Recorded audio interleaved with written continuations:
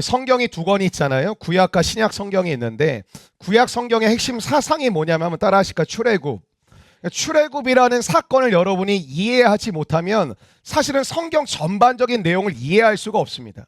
출애굽은 뭐냐면 여러분 너무 잘 아시잖아요. 노예로 살아가는 이스라엘 백성들을 하나님의 은혜 가운데 구원해 내신 사건이 출애굽이죠. 여러분 성경은 다른 이야기하고 있지 않아요. 딱 하나 이야기하고 있거든요. 구원에 대한 이야기예요. 여러분이 교회를 다니고 신앙생활을 한다고 했을 때 반드시 중요한 것부터 해야 되겠죠. 초점은 딱 하나예요. 신앙생활의 초점은 구원입니다. 그러니까 구원을 받고 구원을 누리고 구원을 향해 달려가는 거, 그게 신앙생활이라는 것이죠. 그러니까 구약 성경에서 출애굽이라는 구원의 메시지를 이해하지 못하면 여러분의 삶 가운데 이 하나님의 말씀이 도무지 들리지가 않고 이해되지 않을 수 있다는 것이죠. 구원받은 백성, 출애굽한 이스라엘 백성이 처음 마주한 게 뭐냐면 한번 따라해 주실까요? 홍해였어요. 여러분 지난 한 주간의 삶이 좀 어떠셨어요? 어떤 분들은 다 문제를 맞죠. 우리가 맞이하게 되는데 어떤 문제를 이렇게 딱 마주하게 되면 그래 한번 해보자. 이 문제 한번 좀 부딪혀보자. 이렇게 느껴지는 문제가 있는 반면에 어떤 문제는 딱 다가오는 순간 그냥 내가 포기해야겠다는 마음이 절로 드는 문제들이 있습니다. 여러분의 삶 가운데 어떤 문제는 내가 한번 부딪히고 한번 해보자, 한번 이겨보자 이런 문제가 있죠. 근데 홍해라는 문제는 어떤 문제였냐면 딱 그 문제를 마주하자마자 끝났구나, 포기해야 되겠구나, 나 여기까지인가 보구나, 이런 마음을 들게 하는 문제였다라는 것이죠. 이상하지 않으세요? 하나님이 우리를 구원하신 다음에 처음 마주하게 하시는 게 홍해라는 문제였다라는 것이 여러분 어떻게 느껴지시나요? 여러분 넘실대는 바다가 갈라졌습니다. 바다가 갈라져서 길이 되었어요. 그리고 그 바다 길이 질퍽질퍽한 진흙길이 아니라 마른 땅이 되어서 사람들이 건너가고 어린아이들도 노약자들도 다 건너갈 수 있는 길이 되었어요. 이집트 군대가 추격해오죠. 왜 우리가 풀어줬지? 가서 다 잡아와라 하고 쫓아와요. 이집트 군대가 물에 들어오는 순간 다시 물이 합해져가지고 물에서 다 수장되어지는 믿음의 역사가 벌어지게 됩니다. 그러니까 사실 이게 우리 일이 아니어서 그렇지, 이걸 우리가 만약 보았다면, 이걸 우리가 만약 경험했다면 이 이야기만큼 감동적이고 경이로운 사건이 있을까요? 그러니까 이스라엘 백성들이 출애굽의 경험, 홍해의 경험, 그러니까 어떤 얘기를 하고 싶은 거냐면 그들의 믿음은 체험적 신앙, 체험적 믿음으로 시작되었다라는 거예요. 여러분 15장에 가니까 그게 14장에 나오거든요. 출애굽기 14장에 나오고 15장에 가니까 그들이 노래를 만듭니다. 노래를 만들어서 불러요. 하나는 모세의 노래라고 하고 하나는 미리암의 노래라고 이야기를 해요. 왜 노래를 만들었냐면 출애굽이라는 사건을 통해서 홍해를 건너는 사건을 통해서 그들이 살아계신 하나님을 각자가 체험했어요. 여러분 우리 교회가 한 130명 정도 함께 예배를 드리고 있거든요. 근데 이 자리에 예배를 드린다고 와서 앉아 계시면 누가 봐도 그리스도인인가 보구나, 크리스천인가 보구나, 교회 다니고 주일날 와서 예배 드리는 거 보니까 믿음이 있는 사람인가 보구나 라고 다 판단할 수 있죠. 근데 이 안에는 딱 두 부류로 나뉩니다. 살아계신 하나님을 내가 체험한 사람이 있고요, 살아계신 하나님을 귀로는 알고 마음으로는 알고 지식적으로는 조금 알지만 경험하고 체험하지 못한 분들이 앉아 계신다라는. 무슨 차이가 있을까요? 반응이 달라요. 하나님을 노래하지 않는 걸까요? 나 오늘 기분 나빠서 찬양할 기분이 아니야. 그럴 수도 있겠죠. 근데 찬양을 못하는 거예요. 찬양이 안 나와요. 나 오늘 힘들어가지고 기도를 오늘 못하겠어. 그런 날도 있어요. 근데 기도가 안 나와요. 왜냐하면 내가 직접 경험한 하나님이 아니라면 우리의 삶 가운데 하나님보다 큰 건 없잖아요. 근데 큰 게 너무 많아요. 여러분의 감정이 하나님을 이기고요, 여러분의 어려움이 하나님을 이기고요, 여러분의 문제가 하나님을 이기고요, 여러분의 욕망이 하나님을 이기고요, 여러분의 성공하고자 하는 그 의욕이 하나님을 이겨요. 안 나오는 거예요. 근데 오늘도 지난 한 주간 가운데 똑같은 일상을 보냈지만 살아계신 하나님을 경험하고 체험하신 분들은 노래가 나와요. 말씀이 들려요. 기도가 나와요. 왜? 내가 그 하나님을 지식적으로만 알고 있는 것이 아니라 나의 삶 속에 그 하나님을 경험하고 체험되었기 때문에 내가 그 하나님의 말씀 앞에 반응되어지는 것이죠. 제일 안타까운 데는 누굴까요? 우리가 믿음 생활하다 보면 늘 잘할 수 없거든요. 넘어질 때도 있고 무너질 때도 있고 슬럼프가 올 때도 있는데 그걸 잘 넘어가야 돼요. 그래서 뭐가 중요하냐면 공동체가 중요한데 그냥 교회가 중요하다 이게 아니라 이 교회 안에 나와 관계를 맺고 있는 동역자가 있어야 된다는 거예요. 그러니까 여러분이 그런 모습을 보면 여러분 이제 아닌 척 하잖아요. 이렇게 저기 차에까지 막 싸우고 오다가도 이렇게 딱 올라오면 할렐루야 뭐 이러고 오시잖아요. 근데 그 얼굴을 보고 그거를 발견해낼 수 있는 여러분을 사랑하고 여러분을 잘 알고 있는 한 사람이 필요해요. 너 무슨 일이 있어? 저는 질문하는 의미가 없는 것 같아요. 잘 지내셨어요 해서 잘 못 지냈습니다 하시는 분은 아무도 없어요. 근데 예배 드릴 때 보면 이러고 예배 드리고 있어요. 그럼 다 째려봐. 연극하면 기뻐해 줘야 되는데 잘하네. 배 되게 많이 나왔네. 나 아까 기도했어. 양 박사님이 이거 터질까 봐 주님 들숨과 날숨을 붙잡아 주시옵소서. 근데 이 양 하실 거면 단추가 멋지게 날아가게 하셔서 아름다운 작품을. 그럼 이야기만 들어도 아름답고 감동적인데 반응이 안 된다라는 것이죠. 그럼 체험이 있는 신앙과 체험이 없는 신앙은 완전히 달라요. 한 가정 안에 체험이 있는 신앙을 가진 남편, 체험적 신앙을 가지지 못한 아내가 같이 믿음 생활을 하는 것 같잖아요. 어느 딱 수준에 가면요 대화가 안 돼요. 왜냐하면 경험한 사람은 알거든요. 야, 우리 이렇게 하자. 이렇게 하는 게 좋겠다. 이게 맞다. 이게 하나님의 기쁨이 되겠다. 근데 함께 교회를 다니고 신앙생활 하지만 그게 경험되어지 않은 사람들은 하나님을 이길 수 있는 요소가 너무 많거든요. 우리 지금 그럴 때 아니다. 지금 집안 형편도 어렵고 우리 이사도 가야 되고 뭐 할 것도 많고 애도 키워야 되고 지금 이직도 해야 되고 정신 사납고 할 것도 많은데 무슨 자꾸 엉뚱한 소리 하지 말아라. 안 맞는다. 이런 출애굽하고 홍해를 건너고 노래를 부르고 대단한 감격이 있었죠. 근데 대단한 감격 이후에 위기가 찾아와요. 그게 오늘 본문이거든요. 사실은 위기가 찾아오는데 광야에 들어서게 됐는데 수르 광야라는 데 들어가게 됐는데 딱 사흘길 3일 걸을 동안 마실 물이 없는 거예요. 이런 여기 우리 현대 사회에서 마실 물이 없으면 뭐 애들한테 야 물이 없다 그러면 편의점 가면 되죠, 뭐 슈퍼 가면 되지 이러지만 광야는 아무것도 없잖아요. 그러니까 광야는 하나님의 공급해 주심이 없으면 그냥 죽을 수밖에 없는 것이거든요. 근데 마실 물이 없다, 광야에서 마실 물이 없다는 건 이거 죽으란 소리거든요. 엄청난 위기가 왔다라는 것이죠. 근데 저는 이 부분에 딜레마가 좀 있다고 생각을 해요. 어떤 딜레마냐면 여러분 이스라엘 백성들이 이집트하고 나서 애굽하고 나서 처음 기적이 뭔지 아세요? 구름 기둥과 불 기둥이거든요. 그러니까 이스라엘 백성들이 나왔는데 처음 일어났던 기적이 구름 기둥으로 불 기둥으로 그들이 가야 할 길을 인도하셨어요. 그러니까 구름이 내려오면 멈추란 뜻이었고요. 구름이 올라가서 움직이면 그대로 움직여 따라가라는 거였어요. 그게 뭘 가르치는 걸까요? 여러분 이집트라는 곳은 세상을 가리키거든요. 세상의 특징이 뭐죠? 내가 좋아하는 대로, 내가 원하는 대로, 내가 기뻐하는 대로 결정하는 게 세상의 특징이에요. 근데 여러분 구름 기둥을 따라가라는 건 뭐죠? 너의 의지와 너의 생각과 너의 마음을 꺾어놓고 너를 이끄시는 분을 따라서 가고 싶어도 멈추라면 멈추고 싶어도 가라고 하면 가라고 하는 우리의 본성을 완전히 뒤집어 놓는 사건이에요. 그게 자아가 죽는 사건이거든요. 하나님의 불기둥과 구름기둥이라는 건 이런 거잖아요. 하나님이 우리와 임재하신다, 함께 하신다, 우리를 인도하신다는 뜻이잖아요. 근데 하나님이 임재하시고 인도하시는데 뭐가 없어요? 마실 물이 없어요. 이상하지 않으시냐고요. 아니 하나님이 함께 하시는데 왜 마실 물이 없고 하나님이 인도하셔서 지금 따라가고 있는데 왜 마실 물이 없어? 내 생각대로 온 것도 아니고 내 뜻대로 온 것도 아니고 하나님이 이끄셔서 지금 이 자리까지 왔는데 왜 마실 물이 없냐? 이런 생각이 들 수밖에 없는 거죠. 우리도 비슷한 처지에 있지 않습니까? 예배를 드리면 하나님의 임재를 여러분이 느끼시는 것 같으세요. 그래서 성령께서 나를 터치해 주시는 것 같기도 해요. 그러니까 막 눈물도 나고 막 마음이 울컥하기도 하고 마음에 도전이 생기기도 해요. 이런 믿음 생활은 지키는 거 아니에요. 요즘 현대 그리스도인들이 많이 이런 말들 해요. 전 믿음을 지키고 있습니다. 여러분 믿음은 지키는 게 아니라 도전하는 거예요. 믿음은 지키면서 그 자리에 머물러 있는 것이 아니라 끊임없이 나에게 말씀하신 그 말씀을 의지해서 도전하며 나아가는 것이 믿음 생활이에요. 근데 우리의 삶을 보면 어때요? 분명 하나님의 살아계심을 경험한 것 같은데 여전히 내 삶은 곤고하고 목마르고 뭔가 여전히 어렵다라는 것이 이게 말이 되냐? 뭔가 딜레마가 있다라는 거죠. 하나님이 함께 하시는데 왜 마실 물이 없어? 근데 멀리 보니까 모세가 멀리 보니까 아니나 다를까 우물이 있는 거야. 그럼 그렇지.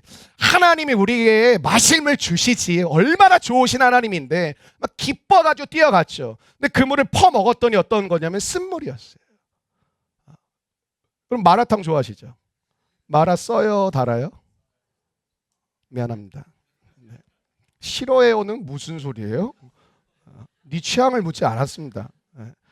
그러니까 쓰다라는 단어의 뜻이 마라라는 단어거든요. 오늘 성경에 나오는 마라인데 쓴물이고 마시지 못할 물이 어떤 기분이었게 3일 동안 마실 물이 없다가 우물을 발견하고 막 뛰쳐가 기뻐가지고 그럼 그렇지 하나님이 우리를 먹이시지 마시게 하시지 하고 먹었는데 쓴물이고 마시지 못한 물일 때 장난치나 이런 생각 안 들었을까요?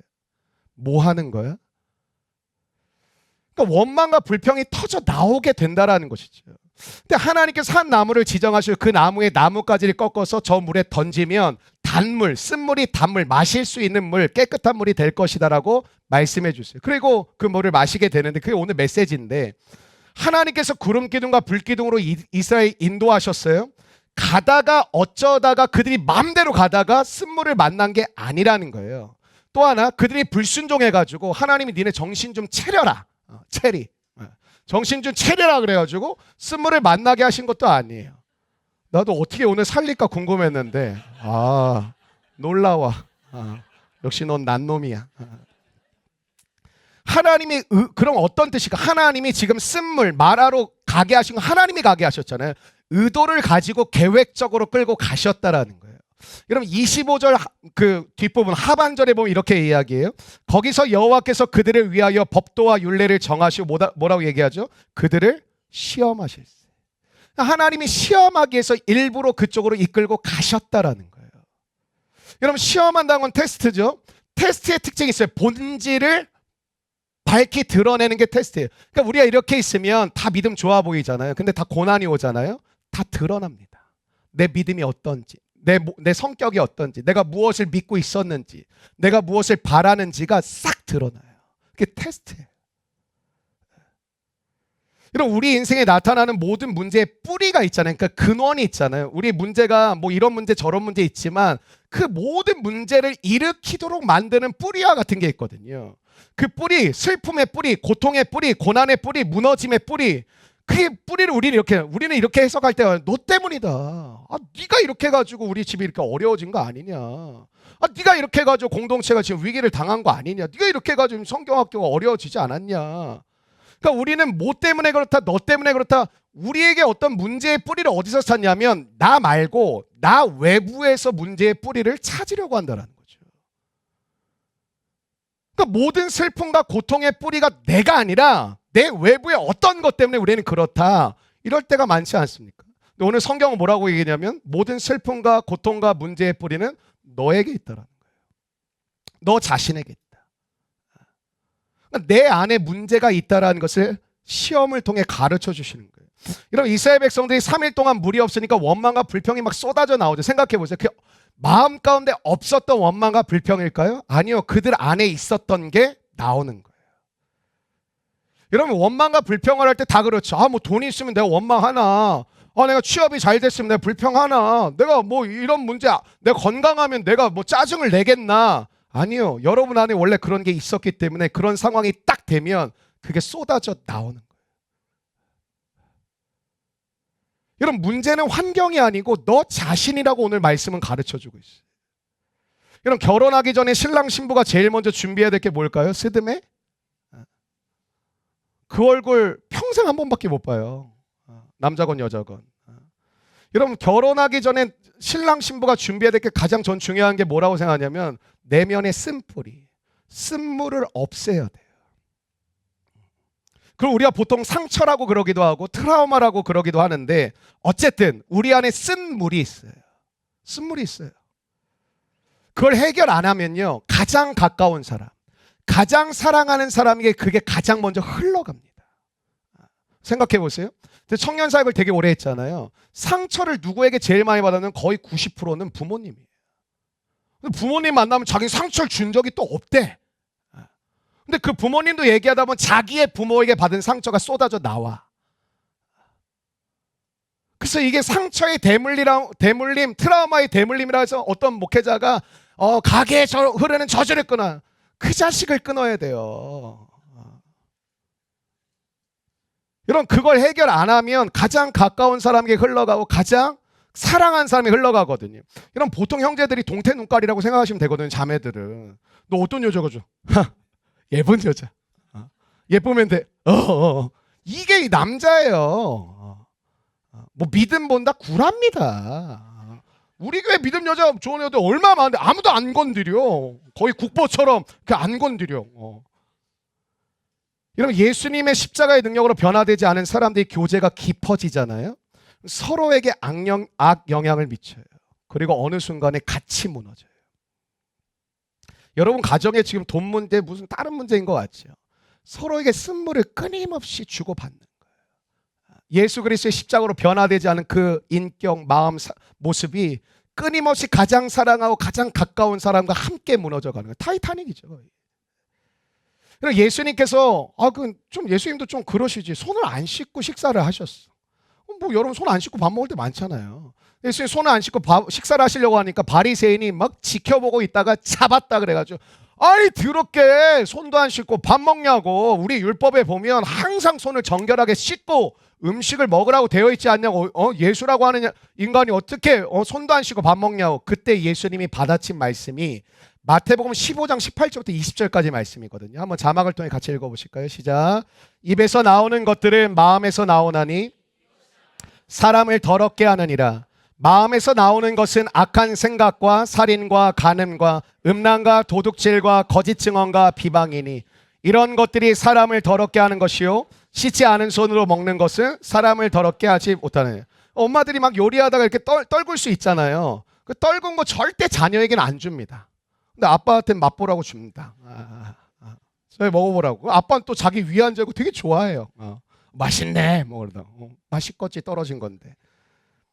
여러분 우리도 뭐 씻지 않고 먹을 때 뭐 여러분들 그런 남자애들 그런 거 잘해. 3초 안 지났다고. 여러분 우리 마음에 뭐가 있는지를 쭉 설명하고 있는데 이런 뜻이 우리는 기회만 되면 거짓말을 하고요. 우린 기회만 되면 누군가를 비방하고요. 우린 기회만 되면 악한 생각을 하고요. 우린 기회만 되면 음란하다라는 거예요. 예수님 말씀하시죠. 손 씻지 않고 음식을 먹는 것이 더러운 것이 아니라 너의 마음 가운데는 그러한 쓴물들이 너를 더럽게 하는 거야. 그러니까 결론적으로 오늘 말씀이 그래요. 쓴물이 단물이 되잖아요. 그럼 단물이 되면 어떤 일이 벌어지냐면 한번 따라해 주시겠어요? 주변이 살아난다. 주변이 살아나요. 여러분 예수님께서 요한복음 7장 38절에 이렇게 말씀하세요. 나를 믿는 자는 성경의 이름과 같이 그 배에서 생수의 강이 흘러 나오리라 하시네요. 여러분 쓴물이 나오던 사람을 통해서 사람들은 죽어가겠죠. 쓴물이 나오는 사람을 통해서 사람들은 메말라 가겠죠. 근데 예수님을 통해서 우리의 삶 가운데 십자가 연애로 변화가 되어 지금 나타난 게 뭐냐면 생수의 강이 흘러나온대요. 그게 무슨 뜻일까요? 살아난다는 뜻이에요. 세워진다는 뜻이에요. 여러분 그럼 목사님 맨날 사람 살리고 사람 세우자고 하는데 그 구체적으로 무슨 말을 하는 겁니까? 누가복음 4장 18절과 19절을 여러분에게 말씀드리고 있었던 겁니다. 한번 같이 읽어보실까요? 시작. 주의 성령이 내게 임하셨으니 가난한 자에게 복음을 전하게 하시려고 내게 기름을 부으시고 나를 보내사 포로된 자에게 자유를 눈먼 자에게 다시 보게 함을 전파하며 눌린 자를 자유롭게 하고 주의 은혜를 전파하게 하려. 여러분의 삶 가운데 쓴물이 흘러나오면 가장 가까운 사람, 가장 사랑하는 사람부터 죽여가요. 그리고 다 무너져가요. 근데 여러분의 삶 가운데 그 쓴물이 단물로 회복이 되고 치유가 되면 생수의 강물이 여러분의 배에서 삶에서 흘러나오기 시작한다는 거죠. 그 어떤 뜻일까요? 포로된 자를 자유케 하는 역사가 일어날 줄로 믿습니다. 갇힌 자가 나오는 은혜의 역사가 일어날 줄로 믿습니다. 눌린 자가 자유케 되는 은혜의 선포가 일어난다는 거죠. 그럼 우리가 다 단물 되기 원하지. 옆에 있는 사람 인사하실까요? 영적 고로쇠 되십시오.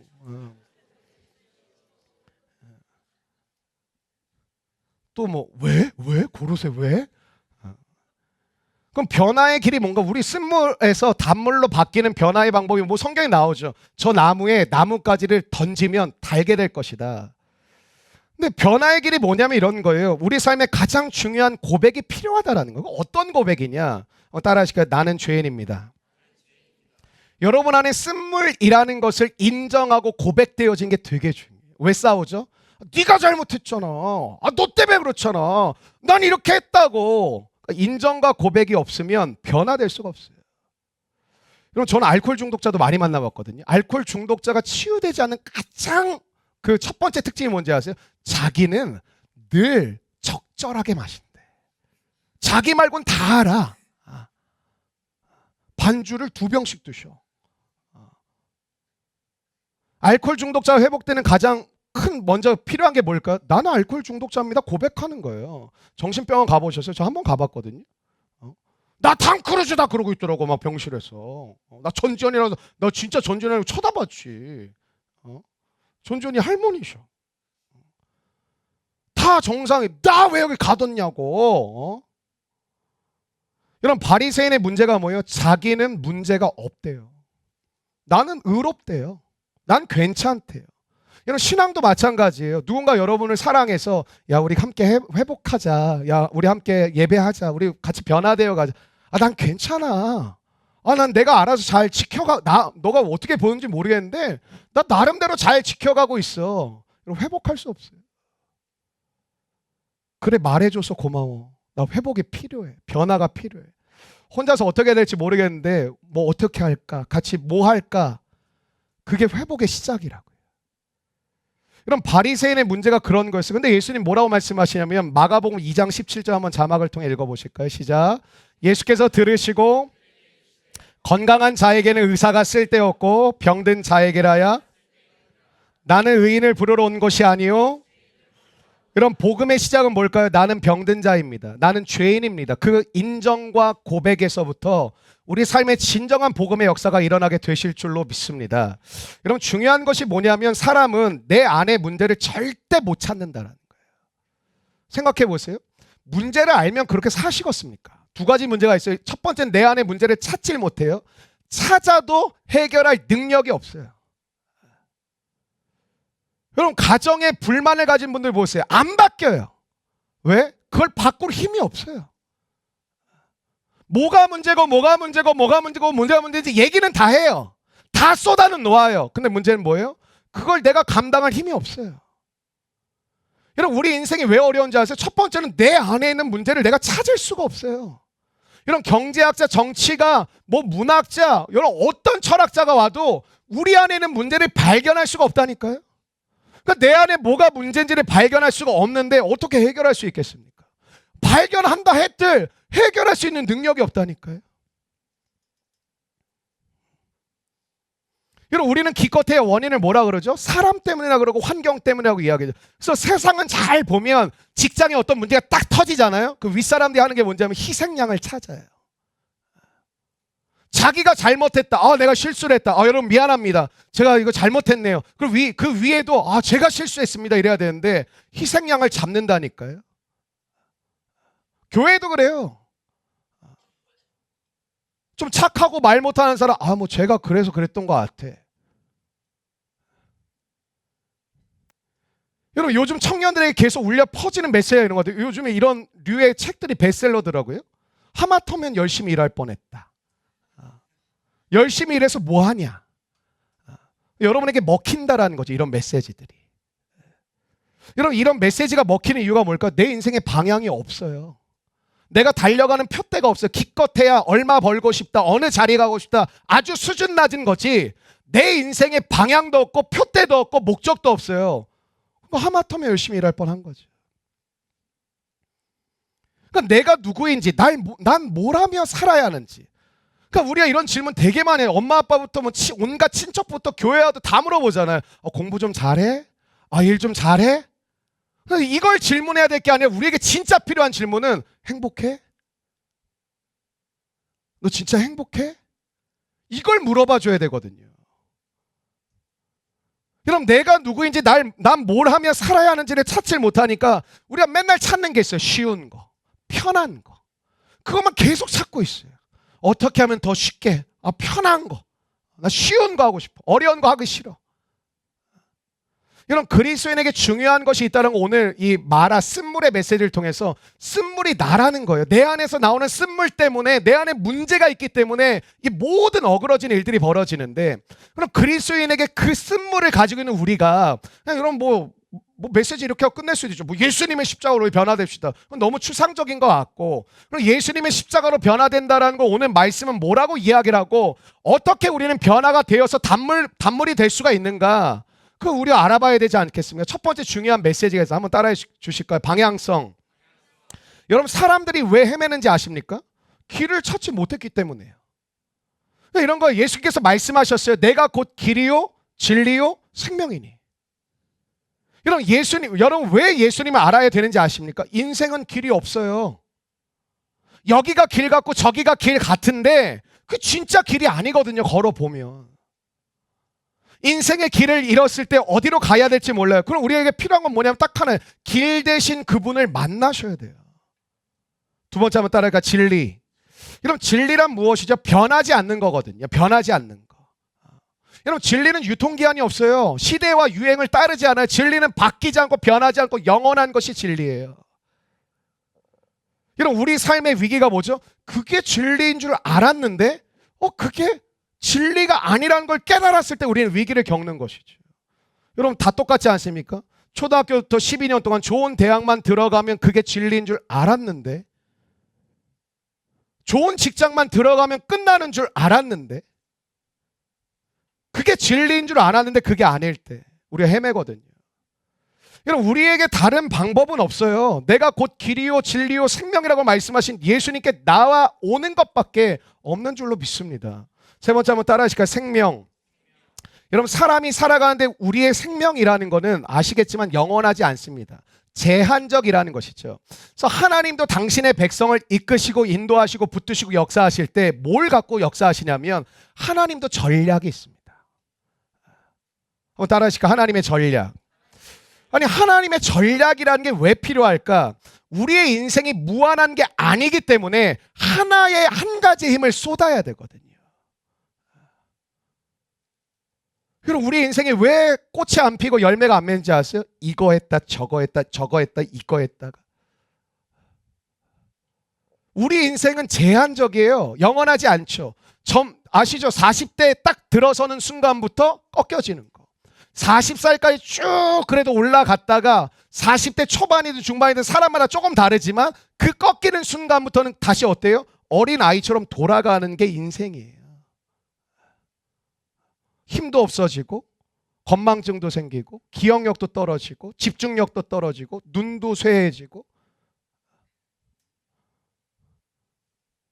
그러니까 우리의 인생이 무한한 게 아니고 한 번뿐인 인생이고 제한적이기 때문에 하나님은 전략을 가지고 우리를 인도하세요. 왜냐하면 하나에 쏟아야 되거든요. 여러분 완벽한 인간이 있던가요? 제가 어렸을 때 요즘은 여러분들 UFC 좋아하시지만 저 어렸을 땐 권투가 되게 유행을 했었거든요. 공감 좀 해주세요. 마이크 타이슨 혹시 아세요? 핵펀치 이렇게 생겼어요. 그 헤비급이거든요. 그 130kg, 120kg, 130kg 막 이래요. 헤비급들이 체급이. 근데 그 사람이 뭘 못하는 사람이냐면 스텝이 없어요. 그 깡패 같아. 권투를 하는데 장갑을 끼고 쓱 가. 빡 쳐. 그럼 그 130kg가 완전 나가 떨어질 정도로 맞고 떨어져요. 너는 마이크 타이슨이 영원할 줄 알았어. 그 악동이었거든요. 하여튼 나쁜 짓도 많이 하고 그랬는데 그 당시에 유명한 권투 복서 중에 한 명이 누구냐? 조지 포먼이라고.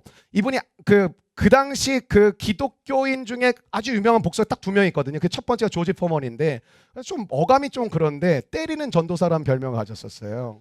정신 차려, 예수 믿어야지. 그 저항하면 믿어야지 하면 이제 KO 되고 막 그랬어요. 그래서 그 조지 포먼이 때리는 전도사라는 그 별명을 갖고 있었고. 이 타이슨이 누구한테 지냐면 홀리필드. 두 번째 유명한 기독교 복서 홀리필드. 이름 자체가 거룩한 땅이에요. 그분 앞에서 신발을 벗어야 돼요. 그냥 뇌신을 벗으라. 이제 타이슨이 안 벗는다 그래가지고 맞았죠. 근데 왜 홀리필드한테 깨졌냐? 아까 말씀드린 것처럼 마이크 타이슨은 스텝을 안 밟아요. 그러니까 이 사람이 뭐에 약하냐면 홀리필드는 진짜 거룩하게 스텝을 계속 밟으셔. 그러니까 이거에 짜증이 나니까 저 그때 그 당시 생중계를 봤거든요. 귀때기를 물어가지고 귀가 이만큼 떨어져 나간 게 그 생중계에 잡혀거든요. 반칙패돼서 이제 끝났는데, 저 홀리필드가 대단하다고 생각했지만 나는 마이크 타이슨 영원할 줄 알았거든요. 야, 저 사람은 진짜 누구도 못 이긴다. 저 사람 영원하다 그러는데 그 어린 나이도 느꼈어. 아, 영원한 건 없구나. UFC 좋아하시는 분도 어때요? 그 아일랜드 누구죠? 그 유명한 맥컨더부이? 맥그리거. 나 그 사람도 영원할 줄 알았거든요. 지더라고. 근데 그 사람 때려잡은 놈도 시간이 지나니까 또 누군가가 나오더라고. 여러분, 우리의 인생 가운데는 영원한 거 없고 완벽한 거 없어요. 예를 들면 이런 거죠. 사람들은 우리에게 원하는 게 슈퍼맨이에요. 엄마가 밥도 잘하고, 뭐 육아도 잘하고, 교육도 잘하고, 뭐 살림도 잘하고, 뭣도 잘하고, 뭣도 잘하고 다 원해요. 목사에게도 요구하는 게 많거든요. 여러분들께서 설교도 잘하고, 사랑도 많고, 성경 공부도 잘 가르치고, 상담도 잘하고, 리더십도 좋고, 기도의 능력도 있고. 이거 여러분이 있으면 여러분이 여기 쓰세요. 내가 여기 성도할 테니까. 여러분, 하나님 앞에 나아가면 하나님이 우리에게 알려주세요. 뭘 알려주세요? 원인이 무엇인지를 알려주세요. 야, 너 외부에 문제가 있는 게 아니라 너 안에 있는 쓴물 때문에 너가 그렇게 살고 있는 거야. 그 쓴물이 너를 무너지게 만들고 있는 거야. 너가 쓴물이야. 내 속에 쓴물이 있어.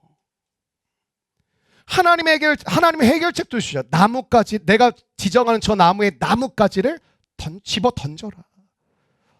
여러분, 25절 한번 같이 읽어보실까요? 25절입니다. 시작. 모세가 여호와께 부르짖었더니 여호와께서 그에게 한 나무를 가르치시니. 여러분, 여기서 이야기하는 나무는 사실은 뭘 상징하는 거였냐면 예수님의 십자가 나무를 상징하는 거거든요. 갈라디아서 3장 13절을 봤더니 그리스도께서 우리를 위하여 저주를 받은 바 되사 율법의 저주에서 우리를 속량하셨으니 기록된 바 나무에 달린 자마다 저주 아래에 있는 자라 하였습니다. 여러분, 십자가는 저주입니다. 십자가의 저주를 우리 대신 예수님이 짊어져 주셨기 때문에 우리 가운데 구원의 역사가 일어나는 거예요. 여러분, 쓴물 가운데 있는 인생을 하나님이 단물로 회복을 시키시죠. 한 나뭇가지를 집어 던져라. 그 나뭇가지는 훗날 예수님의 십자가를 상징하는 거예요. 그래서 쓴물을 해결할 수 있는 것은 십자가 외에는 없습니다. 한번 따라하시까? 십자가 외에는 없습니다. 그래서 여러분, 예수님의 십자가를 만난 사람들마다 변화를 겪지 않습니까? 새로운 은혜를 겪지 않습니까? 달라지지 않습니까? 왜요? 쓴물이었던 우리의 인생을 단물로 바꿀 수 있는 건 예수의 십자가밖에 없어요. 아무리 돈이 많아도 그 안에 쓴물이 있고요. 아무리 권력이 있어도 그 안에 불안이 있어요. 십자가를 만나야만 해결될 수 있다는 것입니다. 여러분, 오늘 내가 쓴물을 쏟아내게 만드는 첫 번째가 뭐라고요? 전 죄인입니다. 저는 병든 자입니다. 주님, 저를 고쳐주십시오. 여러분, 세상은 문제를 해결한다면서 뭘 찾죠? 희생양을 계속 찾죠. 여러분, 왜 계속 긴장을 놓지 않냐면 약해 보이면 사람들이 여러분 희생양으로 잡거든요. 야, 그냥 네가 잘못했다 그러자. 여러분도 말하고 싶죠. 네가 잘못했잖아요. 팀장이 뭐 거기다 사장님이 그냥 뭐 네가 좀 해줘라. 뭐라 그래요? 저 사람 때문이라 그러고 환경 때문이라 그게 세상의 방법이에요. 근데 성경은 뭐라 그래요? 너 안에 쓴물이 있고 너 안에 문제가 있다. 그 문제가 모든 문제의 근원이다. 해결책을 주겠다. 나뭇가지를 씹어 던져라. 그래서 성경은 뭐라 그래요? 치료하시는 하나님. 여호와 라파. 우리가 제일 먼저 해야 될 일은 뭐냐면 나부터 치료를 받으셔야 돼요. 여러분, 우리가 2차 탄자니아 선교를 준비하고 있는데 어떤 준비가 우리에게 가장 급선무일까요? 선교 준비의 최고의 준비는 무엇이냐면 내가 십자가를 만나는 것인 줄로 믿습니다. 여러분이 십자가를 만나서 내가 단물이 되고 내 안에서 생수의 강이 터져 나오면 우리가 가게 되는 탄자니아 땅이 광야이면 어떻습니까? 사막이면 어떻냐고요. 여러분, 예수를 믿는 사람은 어떤 인생이냐면 환경과 상황에 맞추어 살아가는 자가 아니라 내가 생수의 강이 되어 사막을 만나도 광야를 만나도 거친 땅을 만나도 상관이 없는 거예요. 환경과 상황이 여러분을 좌지우지하는 게 아니라 여러분의 인생 때문에 그 환경과 상황이 바뀌어지고 역전되는 은혜의 역사가 있을 줄로 믿습니다. 많은 그리스도인들이 그러잖아요. 세상이 악하고 더럽고 음란하고 폭력적이고 그거 모르셨어요? 원래 그랬어요. 원래. 난 UFC 뭐 그렇게 안 좋아하는데 그게 로마 시대 때 그 저희 유대인 죄수들 집어넣고 사자랑 싸우게 그게 거의 근원이거든요. UFC 좋아하는 애들 내가 같이 사파리 갔다가 이렇게 창문 열어주고 싶어. 사자야 얘야. 근데 여러분 십자가를 만나지 않은 육적인 사람이 선교지의 땅을 밟으면 작은 거 하나에 원망 불평하고 선교지 가서 생명과 사랑을 품고 다니는 게 아니라 어떨까요? 죄와 사망을 품고 다니는 것이죠. 그런 의미에서 우리가 선교지 가면 아침과 저녁마다 막 예배하고 집회하고 나도 안 했으면 좋겠어요. 여러분 와서 앉아있으면 되는데 난 준비해야 돼. 사람들이 무슨 자판기인 줄 알아. 설교 드리겠습니다. 주제도 줘. 위로의 메시지를 주세요. 네, 알겠습니다. 그럼 쓴물을 만드는 그런 원인만 살펴보고 오늘 말씀 맞춰봅시다. 우리가 쓴물이 단물되게 하시는 하나님의 은혜가 있는데 그럼 여러분의 삶 가운데 끊임없이 쓴물을 만들어내는 그 근원은 또 뭐냐? 그 원인이 뭐냐? 좀 몇 가지가 있다고 생각하는데 오늘 뭐 다 다룰 수는 없고 중요한 거 다루고 끝내고 싶은데 첫 번째 한번 따라가 두려움. 두려움 없는 사람은 없어요. 두려움은 다 있어요. 애나 어른이나 뭐 남자나 여자나 두려움 없는 사람은 없습니다. 아마 여러분의 마음이 투명하게 비추어진다면 전 제일 많은 드러나는 마음 중에 하나가 두려움이지 않을까 싶습니다. 뭐 두려움 없는 분들 계신가요? 두려움이 우리로 하여금 내 속에서 쓴물을 계속 만들어낸다라는 거죠. 예를 들어 엄마 아빠가 그럼 어떻게 되겠어요? 자녀에게 쓴물이 나가는 거죠. 착각하는 거예요. 돈으로 뭐 해주면 애가 막 성장할 것 같죠. 아이는 엄마 아빠의 인격을 쪽쪽 빨아먹으면서 자라는 거예요.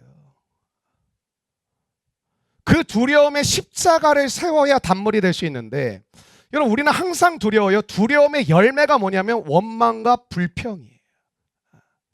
이것도 습관인 것 같아요. 어떤 사람 만나면 기쁘고 즐거움이 이게 몸에 배이신 분이 계시고 어떤 분 만나면 만날 때마다 힘들어 죽겠다, 어렵다, 답답하다. 이것도 습관인 것 같아요. 이렇게 만나서 대화하다 보면.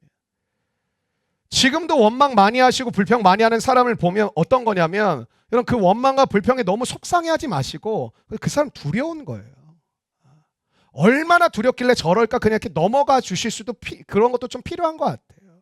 왜 이렇게 원망이야? 왜 이렇게 불평이야? 때로는 그걸 이렇게 중단시킬 수 있는 것도 필요하지만 여러분이 그 사람과 오래 교제를 하셨으면 왜 이렇게 아주 아무것도 아니네 자꾸 원망하고 불평하지? 그 사람 지금 두렵다라는 거예요.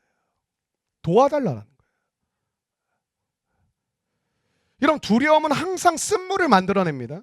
그러니까 두려움이 있는 사람이 비난을 많이 하고 두려움이 있는 사람이 공격적이에요. 그러니까 세상에서도 계속 누구 까는 사람 있죠. 직장에서도. 승진에 대한 두려움이 있고 성공에 대한 두려움이 강한 욕망이 강한 사람일수록 누구를 계속 까요. 뭐 여자들 그렇잖아요. 모여서 뭐 교회 안에서 쟤 오늘 되게 예쁘다 그러면 쌍수해서 그래. 너도 톡 그렇게 돌려 깎으면 다 예뻐. 그럼 세월이라고 하는 게 시간이 간다고 해서 내 삶의 모든 것이 괜찮아지는가? 그렇던가요? 그렇지 않거든요. 내가 누구인지, 내가 뭘 해야 되는지, 내가 어떤 것을 해야 가장 행복한 것인지가 참 헷갈리거든요. 그러니까 생각하기 싫으니까 대부분의 사람들이 어떻죠? 그냥 놀러 다녀요. 생각하기 싫으니까. 집에서 하루 종일 애 등원 시켜놓고 하루 종일 TV 보고 그냥 있어요. 맛집이나 카페를 끊임없이 찾아다녀요. 쇼핑을 하고 그냥 계속 돈 쓰고 다녀요. 그렇게 하고 시간을 다 지나 버리는 거예요. 근데 여러분 그렇다고 이 문제가 해결되는 게 아니거든요. 저는 여러분에게 이렇게 말씀드리고 싶어요. 고민해야 될 때 고민을 하세요. 여러분이 고민을 하셔야 될 때는 고민을 하시라고요. 그럼 많은 사람들이 미루려고 해요. 왜? 두려우니까. 내가 이게 딱 결정 내리면 혹시 또 이거 잘못된 결정이고 혹시 이게 내가 또 잘못해가지고 나만 이런 게 아니라 또 뭐 우리 가족도 뭐 공동체도 막 주변에 또 피해주면 어떡하나 이런 분들 계시잖아요. 그러니까 우리는 자꾸 두려우니까 결정을 뒤로 미루려고 해요. 나중에 생각하자. 나중에 그냥 결정하자. 선우영녀 선생님 이때 나오죠. 몰라. 고맙습니다. 네. 나중에 생각하고 나중에 처리하라고. 무슨 개인기도 가져야 돼. 목회를 하다 보니까. 인생을 살아보니까 어떠세요? 밀어보니까 저 개인적으로도 밀어보니까 좋을 게 하나도 없는 것 같아요. 많이 밀어봤죠 저도. 너무 이게 목회하다 보면 내가 참 이게 관계가 어렵거든요. 모르겠다 나도 나중에 생각하자. 근데 많이 밀어봤는데 밀어서 좋은 건 하나도 없는 것 같아요. 20대에 해야 될 고민이 있고요. 30대에 해야 될 고민이 4, 5, 6, 7 다 그 시절에 고민하셔야 될 부분들이 있어요. 그걸 미루지 마시라고. 고민해야 될 때는 고민을 하시면 좋겠어요.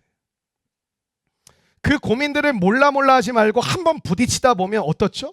부딪히다 보면 잘했냐 못했냐가 아니라 여러분 고민은 이런 게 중요한 거예요. 내가 뭘 부딪혀서 너 해결했어?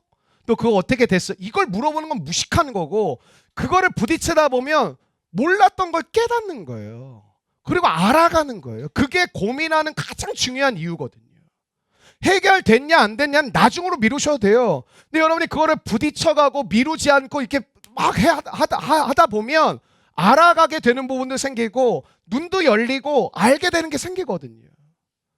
여러분 공중 그네타기 예전에 서커스 많이 했잖아요. 그 한 20m 정도 된다 그러더라고요. 처음에 그 사람을 이제 훈련시키고 사람을 기를 때 제일 먼저 하는 게 뭐냐면 그네 잡는 거 이런 거 절대 안 시킨대요. 뭐 하냐면 20m에서 떨어지는 거 계속 시킨대요. 근데 말이 그 사람들 서커스에서 뭐 재밌을까? 20m에서 한번 떨어져 보실래요? 20m면 여러분 한 5층, 6층 높이거든요. 상당히 두려운 거죠, 사실은. 근데 계속 밑에 이중 그물이 있으니까 이게 떨어져도 너 산다, 괜찮다, 아무것도 아니다라는 것이 이 사람이 떨어지는 게 정말 그냥 웃으면서 떨어질 때까지 그걸 시킨대요. 그게 되고 그 다음엔 뭐라고 하냐면 훈련시킨 게 아무것도 없는데 그네가 보인대요, 공중에서. 두려움이 없으니까. 그러니까 내가 떨어질 것과 잡아야 될 것 이걸 다 생각하면 못한다라는 거예요. 근데 떨어져도 괜찮다라는 정도까지 딱 가고 나니까 훈련시킨 게 없는데 그냥 그네가 보이기 시작한대요. 우리도 그럴까요? 옆에 건물하고 이렇게 연결해가지고 우리가 언제 넘어지냐면 여러분 의외로 많은 사람들이 어느 포인트에서 넘어지냐면 나 말고 모든 사람에게 인정받으려고 할 때 넘어질 때가 되게 많아요. 제가 되게 위험해요. 여러분 앞에 섰잖아요.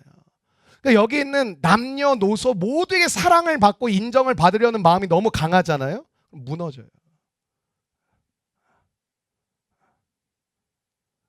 모든 사람에게 인정받고 모든 사람이 좋아하는 사람이 되려고 할 때 너무 여러분 예수님도 배신했습니다. 가룟 유다가. 완벽한 인간이라는 게 존재할까? 설령 존재하더라도 여러분 다 안 좋아해요. 옆 사람 보시겠어요? 걔가 나 안 좋아할 수도 있어요. 사실 웃고 있어서 그렇지. 그러니까 이런 말 많이 하는 분 신앙생활 하는데 막 은혜를 받았어. 근데 남편이 너무 그렇게 한 거 싫어해. 아내가 너무 그렇게 하는 거 싫어해. 막 부모님 너무 그렇게 어떻게 하면 자기를 절제시켜. 난 누가 나 때문에 싫은 일 안 한다. 그러니까 어떻죠? 내가 누군지 모르고 살죠. 그러니까. 여러분 나를 복숭아라고 한번 해봅시다. 뭐 왜라고 물으신다면 내가 복숭아를 좋아해요. 근데 내가 가진 가장 멋진 복숭아예요. 근데 복숭아가 아무리 좋아도 모든 사람이 좋아할까요?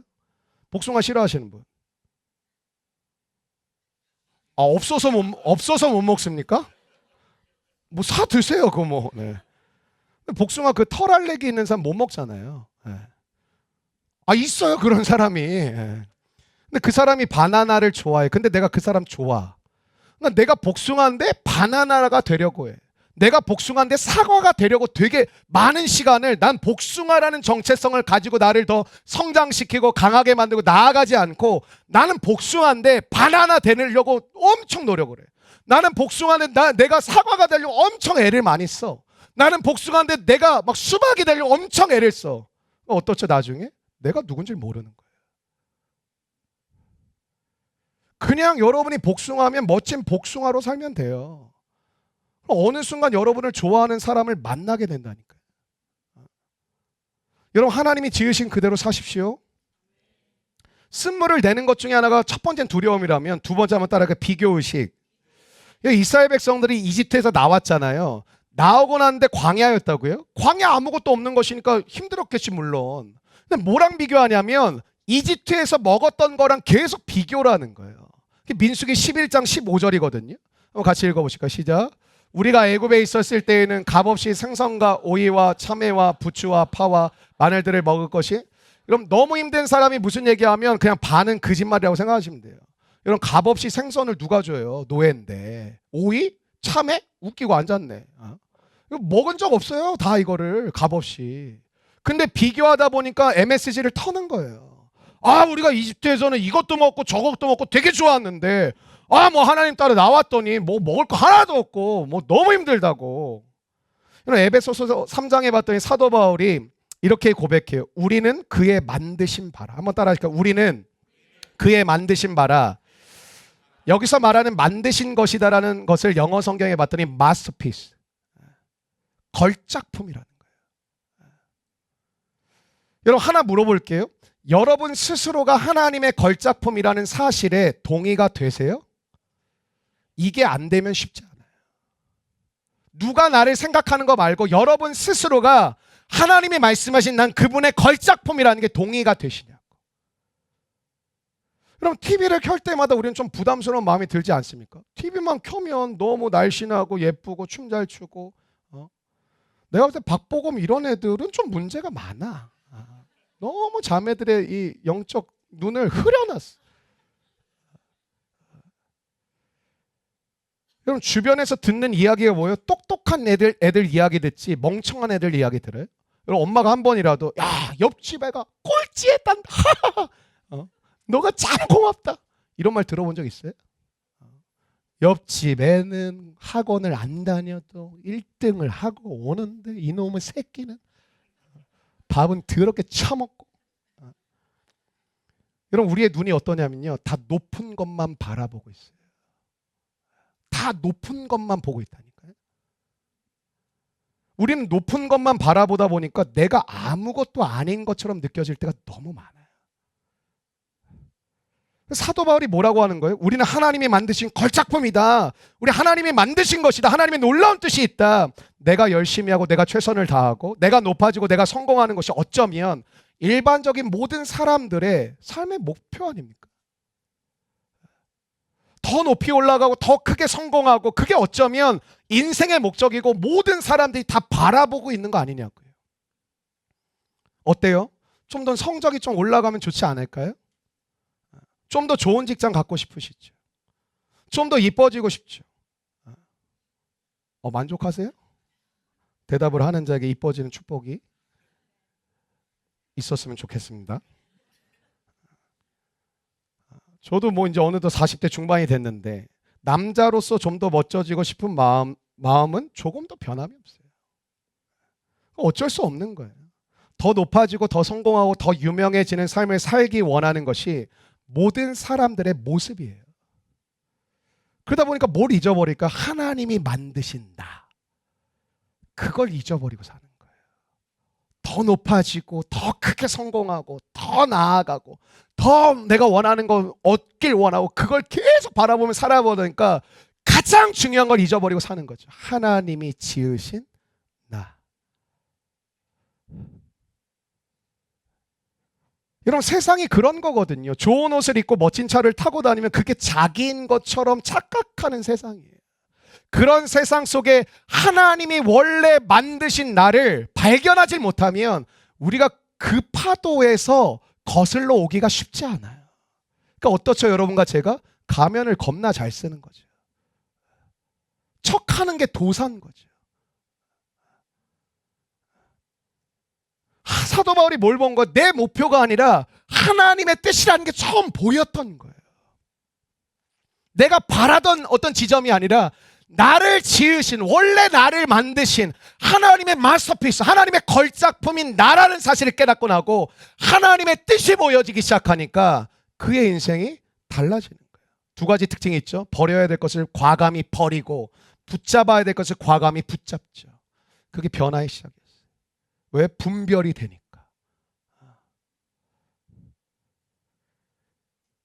여러분 살면서 조심해야 되는 사람이 있어요. 꼭 부추기는 사람들이 있어요. 너 괜찮은데 뭐 힘들지 않아?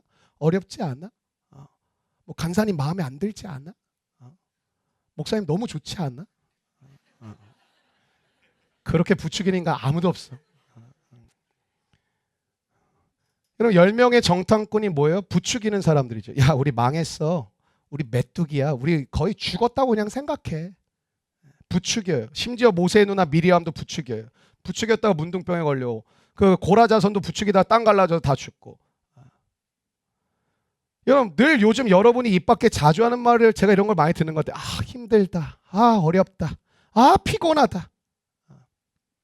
여러분 노는 게 좋을 것 같아요? 계속 놀아보실래요? 누워있는 거 좋죠? 계속 누워보실래요? 병원에 입원해 보신 분 알아요. 누워있는 게 얼마나 고통스러워요. 인생은 살아 숨쉬는 그 모든 순간이 다 힘든 거예요. 힘든 것을 넘어서 진정한 무언가를 바라보셔야죠.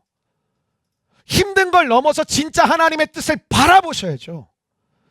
여러분 힘들어도 좀 의미 있게 힘들고 살고 싶지 않으세요? 힘들더라도 좀 의미 있게 힘들면 사는 게 좀 낫지 않을까요? 오늘 화장도 너무 내가 만에 잘 됐어. 예뻐. 갈 데가 없어. 와 여름이다. 만날 사람이 없어. 오늘 중요한 게 뭘까? 신앙은 오늘 내 삶을 하나님의 말씀으로 재해석하는 힘이거든요. 그러지 않으면 사람들이 해석을 해줘요. 야 너는 A, 넌 B, 넌 C, 넌 좋은 사람, 넌 나쁜 사람, 넌 없어도 돼. 여러분 신앙생활하다가 이렇게 말하는 사람이 있으면 의심하십시오. 나는 기도응답 받는 비밀을 발견했다. 여러분 제가 설교를 못해도 설교 썸네일을 나는 기도응답 받는 비밀을 발견 이렇게 썸네일 하잖아요. 만회는 합니다. 헛소리 하지 말라 그랬어요. 요렇게 기도하면 응답받습니다. 여러분 그게 맞아요? 틀린 거예요. 왜 그럴까요? 사람은 인격이니까요. 하나님은 인격이시니까요. 우리가 요렇게 기도하고 요렇게 기도하면 요렇게 응답해 주셔. 여러분 컴퓨터가 문제가 생기면 기계적으로 고치면 돼요. 뭐 하드가 날라갔다. 뭐 하드 고치면 되고 뭐 바꾸면 되고 그래픽 카드가 고장 나고 그거 기계적으로 바꾸면 돼요. 컴퓨터가 이런 적 있어요. 여러분 전원 버튼 눌렀는데 막 소리가 나와. 아 오늘 너무 피곤하거든. 나 오늘 안 켜질 거야. 아 너무 더운데 너는 자꾸 켜. 나 오늘 안 킬 거야. 그런 적 있어요? 사람은 다르다고요. 왜 다를까요? 인격이니까요. 하나님이 우리에게 뭘 달라고 하시는 거예요? 마음을 달라 하시는 거예요. 모든 상황 속에서 이걸 믿으셔야 돼요. 그리고 아멘으로 화답해 주시길 바랍니다. 하나님이 나와 함께 하신다. 이거 붙들고 사는 거예요. 우리의 믿음의 삶이라는 건. 환경과 상황 때문에 가자 말자가 아니라 하나님이 오늘도 나와 함께 하신다. 이 믿음 하나 갖고 그냥 가는 거예요. 하나님이 나를 버리지 않으신다. 이 믿음으로 가는 겁니다. 하나님이 인도하셨는데 의도적으로 어디로 인도하셨어요? 마라 쓴물. 근데 이유가 있어요.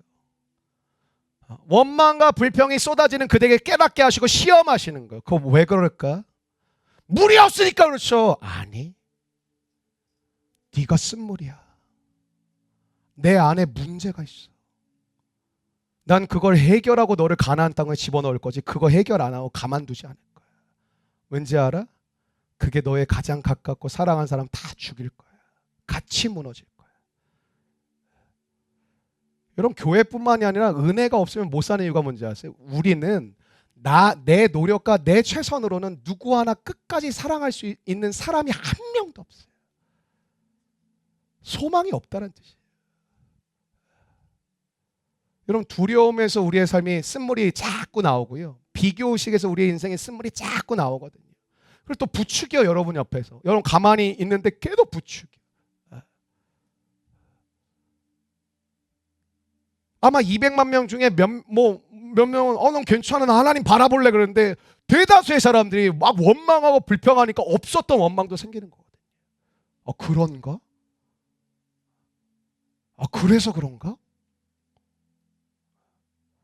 여러분 가정도 진짜 잔인해요. 엄마를 희생양 삼거나 아빠를 희생양 삼거나 자녀를 희생양 삼아서 다 모든 가정의 문제를 다 책임전가시켜요.